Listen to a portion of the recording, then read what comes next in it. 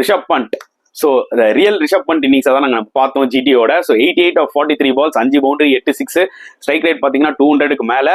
இனிஷியலாக கொஞ்சம் பொறுமையாக டைம் எடுத்துக்கிட்டாரு, பவுண்டரிஸ் அப்படி இப்படிலாம் அடிச்சாரு. பட் ஸ்டில் ஸ்ட்ரைக் ரேட் பார்த்தீங்கன்னா ஒரு 130 140 தான் ட்ரிகர் ஆயிட்டு இருந்தது.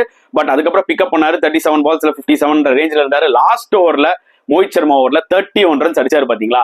அங்கதான் கேமோட மொமெண்டமே எங்கேயோ தூக்கிட்டு போயிட்டாங்க டெல்லி. இன்னைக்கு அது ஒரு மிகப்பெரிய டிஃபரன்ஸா இருந்துச்சு அந்த 31 runs. ஏன்னா அந்த அளவுக்கு ஒரு ஹிட்டிங், ப்ரூட்டல் ஹிட்டிங், ஒரு பழைய ரிஷப் பண்ட பார்த்த மாதிரி தான் இருந்தது. மோஹித் சர்மா பாவம் 4 overs 73, அதாவது இருக்கிறதுல ஐபிஎல்லே one of the worst bowling figures. So நிஜம் ஒரு பக்கம் பார்த்தா அவரை பாவமா இருக்கு. But happy to see Rishabh Pant. Last match கொஞ்சம் ரொம்ப ஸ்ட்ரகிள் ஆனாரு, நம்மளே கிரிட்டிசைஸ் பண்ணோம். பட் இந்த மேட்ச்ல எஸ்பெஷலி அந்த லாஸ்ட் ஓவர்ல நம்ம அந்த ஒரு விண்டேஜ் ரிஷப் பண்ட தான் பார்த்த மாதிரி இருந்துச்சு. ஸோ வெரி நைஸ் ஆக்சுவலி பார்க்கும்போது. பட் பொறுத்து வந்து பார்க்கலாம், இதே மாதிரியே நெக்ஸ்ட் மேட்சஸ்லயுமே ஒரு கேரி ஆன் பண்றாரான்னு சொல்லிட்டு.